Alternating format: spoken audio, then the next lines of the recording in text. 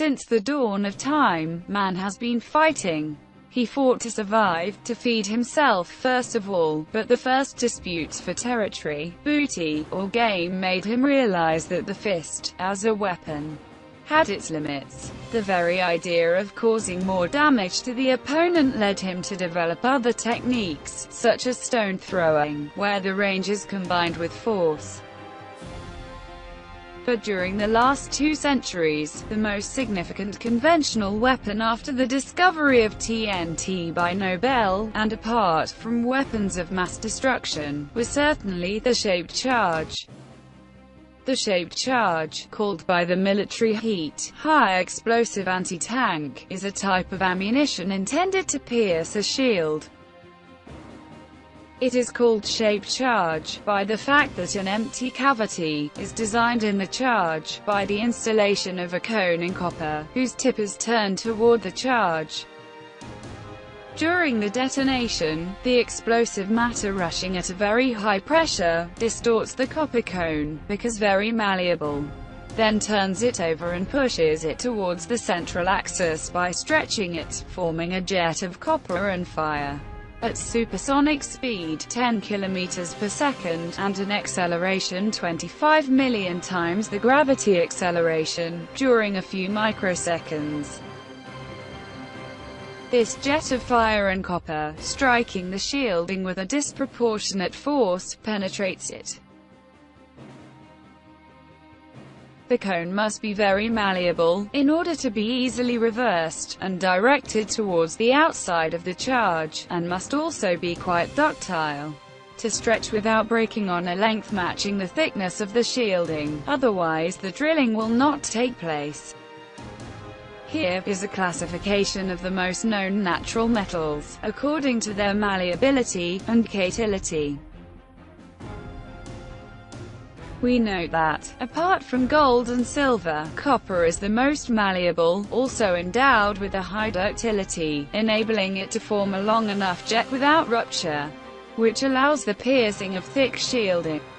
Nowadays, the shaped charge, and its launcher, are subject to many improvements, and alloys that are also malleable, are designed, and are used according to the type of shielding to be pierced. In copper remains still topical.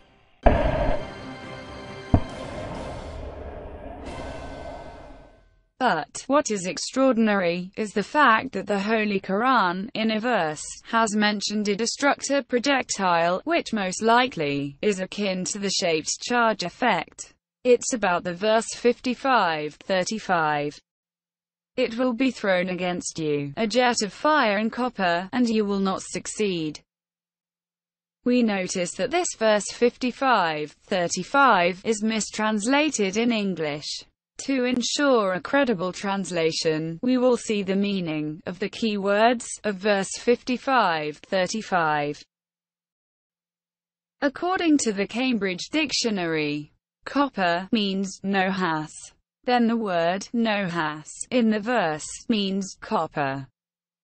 Fire means nar. Then the word nar in the verse means fire. And according to the online dictionary English-Arabic, we have the same translation. Nar means fire. Nohas means copper. Note that the word smoke, dukain, used in some English translations, does not exist in the Arabic verse. So in verse 55:35, it is question of a jet of fire and copper, and not, as falsely translated, a jet of smoke in molten metal. The verse 55:33 reveals to humans and jinn that it is possible for them to come out of the earth and explore space, but only if they have the necessary power. On the other hand, the verse 55:35 warns them that in case they do this exploration, it will be thrown against them, a jet of fire and copper, and consequently they will be defeated. The similarity with the shaped charge effect is sensational. Indeed, verse 55:35 explicitly states that a jet of fire and copper will be thrown against you. So the jet itself has a speed, since it will be launched, and after that, you will be defeated. This projectile of verse 55:35 resembles the shaped charge effect, or Monroe effect, since the shaped charge effect is a jet of fire and copper, launched at high speed, against the target. How a verse of the 7th century was able to describe the shaped charge effect, discovered only in the 19th century, by mentioning a jet composed of fire and copper, endowed with a speed, and asserting that the occupants of the target will be inevitably defeated. This cannot be the work of chance, otherwise the iron, more formidable, would have been mentioned in place of copper.